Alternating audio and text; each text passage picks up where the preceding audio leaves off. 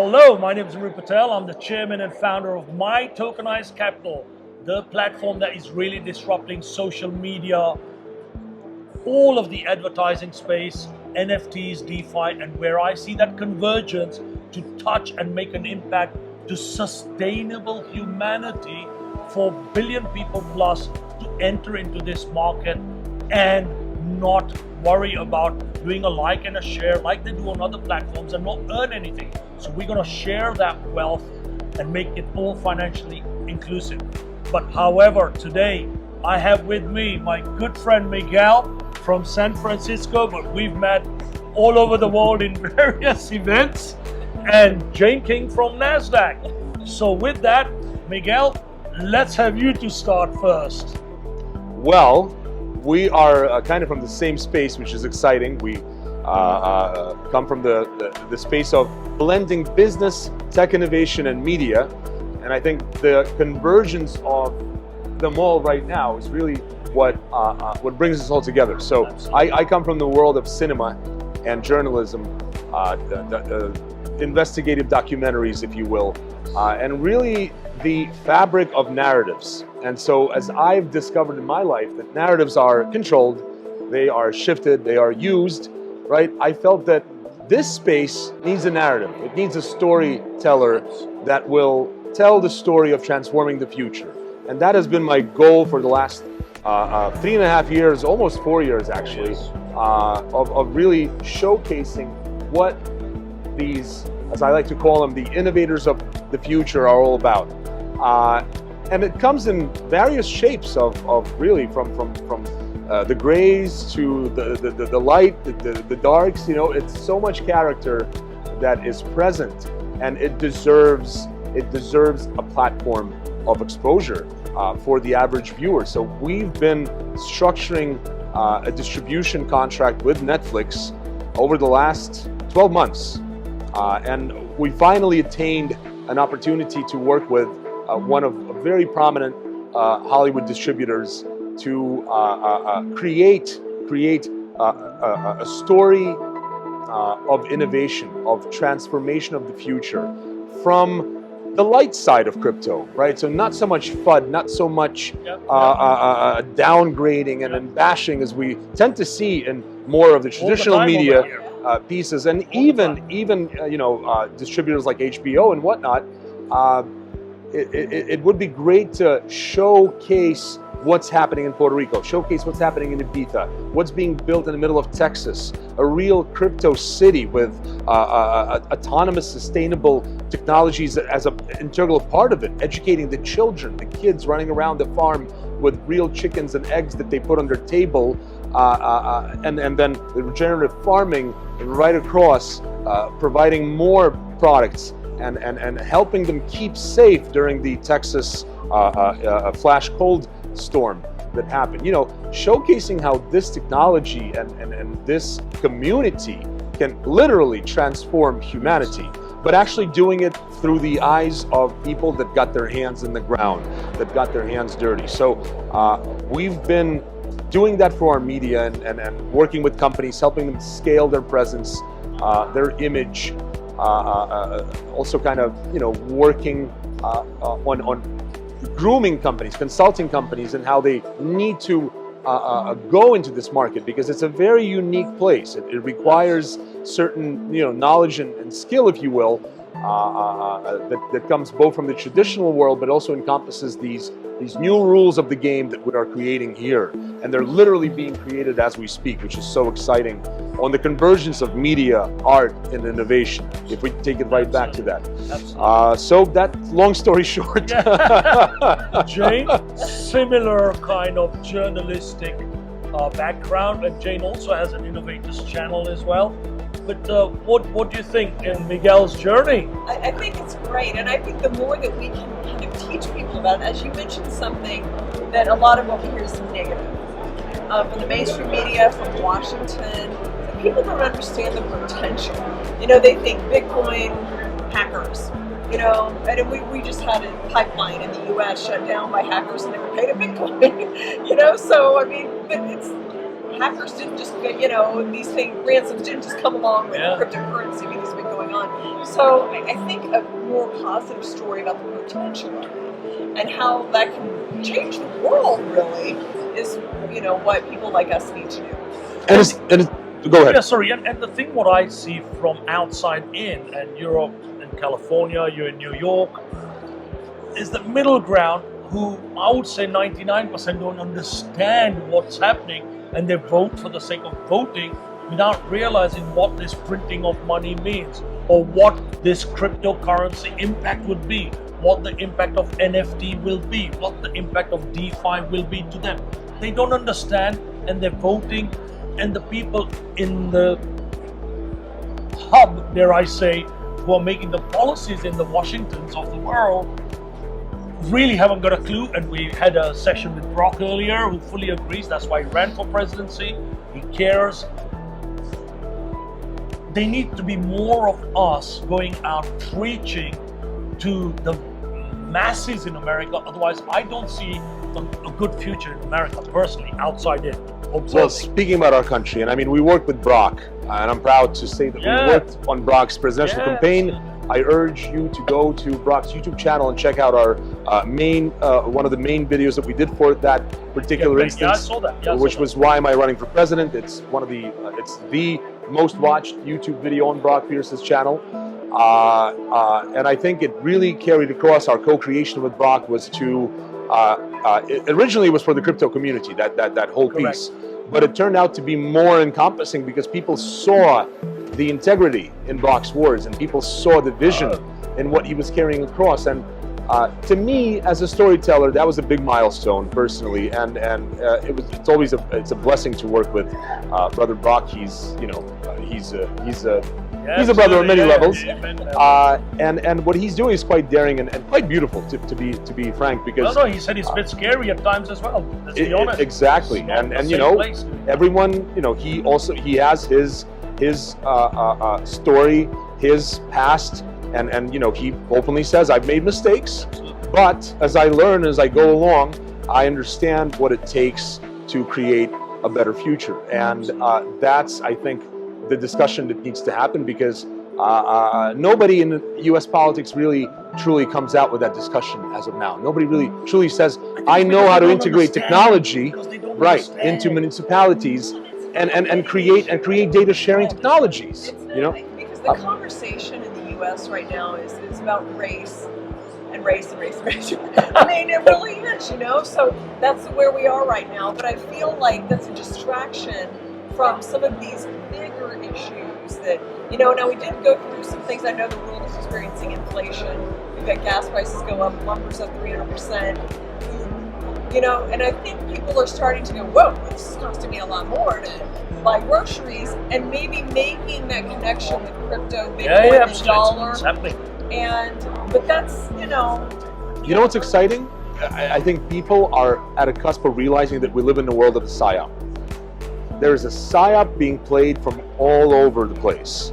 And what I feel, us as representatives of the decentralized media, if you will, and centralized, but working with the community of decentralization, I think there's really not necessarily just an opportunity, but also a responsibility that needs to be carried across to the masses, because a picture needs to be painted for people to understand that this is an all-inclusive, all-encompassing. We need to transition from Silk Road, dirty money, private coins, whatever, into actually sustainable systems built on top with the blockchain and DeFi in mind, and now NFTs and so much that can literally create positive social compounding impact. And that's the story that needs to be told. Yeah, but the problem, I think, is 99.99% of people don't understand it. Some of it's our fault, we're not spreading the message out properly, and some of it's ring fencing and brainwashing on, crypto equals money laundering, crypto equals drugs, guns, terrorism. Yet, when you look in dollar terms, it's a 0.001% that actually crypto money laundering, let alone anything. And then if you look at even the dollar, forget all the other currencies, you've got money in the trillions going through banks, and banks are paying in the billions in fines for doing money laundering. So this is bigger than even the crypto, whole market cap of every cryptocurrency is happening. So it's brainwashing on people, potentially losing their jobs and losing their future in terms of everything from jobs, pensions, politics, banking. They are all affected. And that's why the scaremongering. The downside is the world will move ahead and those jobs will die by default. Yeah. And that's the bit they don't understand. Those jobs will die by default. You can't be on a horse and cart forever. Someone will invent the car and drive off, and he said, what am I doing with 4 horses? And he's got whatever under his bonnet, right? You know, I recently had a discussion with Brian Talaby, a good friend of mine. He's also a friend of Richard Branson. Spent some time at the Necker Island with Richard literally a month ago in a hot tub. That was great. And that's where actually Richard, and this is public now, that told Brian about the fact that he's taking Virgin Galactic up to space a couple months down the line. And just recently, as we saw, Richard did some of a portion of that. And so it's what's exciting is that Brian and what he does with an AI company that he's building is he's training the people that are less fortunate, that are affected by some of this PSYOP, because a study proved that when people are put into this reptilian type of survival mode, their IQ drops by like 30 points. So if you look around and you feel that people are getting dumber, well, it's because they are. It truly is happening. It's systematically being done by the FUD media, by the PSYOPs, by the narrative control. And I feel that that's the point of integration for what I do as a media, a storyteller in the space. I try to battle that in a peaceful way, because you can't go against the system, you just have to build your own. Absolutely. And this is part of the reason why I transitioned from centralized media into decentralized media, and realized that this is where I want to build the future for my community, my friends, my partners, my family. And it took me into something called Global Autonomous Network, which is what we're doing with Arena Lichtfield right now. And that is essentially a social media platform, LinkedIn-like, fully vetted systems that is bringing together and also acts as a consultancy arm for autonomous communities. So the community that I told you about in Texas, that's Arena's ARA global platform. It's already been held twice with 300 people attending each time. One in the heart of COVID in November 2020, where she was being accused of creating a super spreader event, but it was not one case. It was the most amazing time of unity, human compassion, human connection, which is something we need. And also it was out in nature with Burning Man type of fires created. And that gives you that grounding force with the Gaia. And to me, as an image maker, seeing that, I realized, wow, that's the sort of information that people need to witness. That's the sort of inspirational experiences that people need to have the opportunity to be indulged in through visuals and cinema and emotions. And I feel that that's what we're missing in this space. There needs to be more of us. There needs to be more of us. There's not enough. We have a lot of influencers, we have a lot of bloggers, we have a lot of this, and I have nothing against these people. They're amazing folks. Some of them more than others. No going there. Keep it clean. We know what we're talking about. But aside from the fact that you should do diligence on anyone you speak to in this space, and if you are, like in the case of one of our products, which is a decentralized online film series, we do created by the community for the community.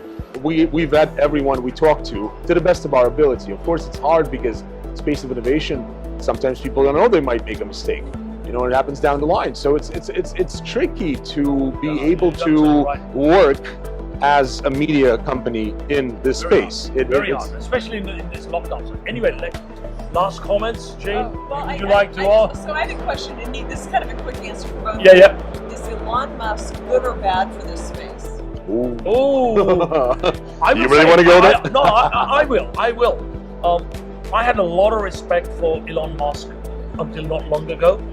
Having been in the Silicon Valley, is a bloody sharp guy, so clever.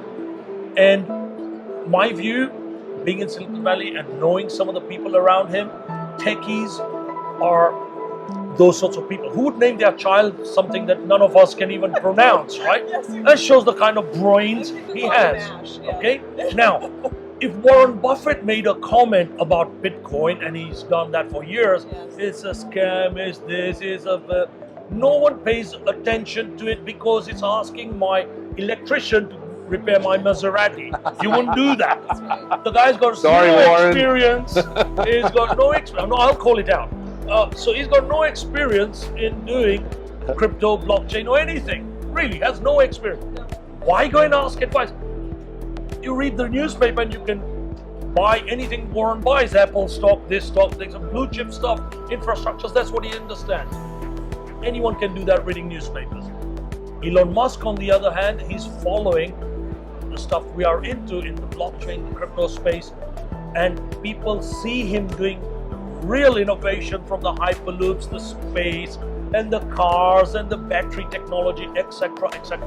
So the guys know this guy is technically bloody savvy. Now, if he now says, I'm going against this coin and I'll put $1.5 billion, and I've been in Silicon Valley during the .com days and I saw thousands of this, and it's exactly what's happening now. People will invest and just follow it. I remember Steve Jobs doing something and our guy Scott McNealy doing something. It was like floodgates. They just got to say something. What happens at the other end is the pumps and dumps. Who is buying when it's dumping? Who is buying or selling when it's pumping, right? So that's the bit I don't like. That's the bit I don't like, and that's why I'm losing respect for the guy. Same with Vitalik. Sorry. Call him out. Those are the bad boys, by the way. Miguel, what do you think? Well, You can be diplomatic.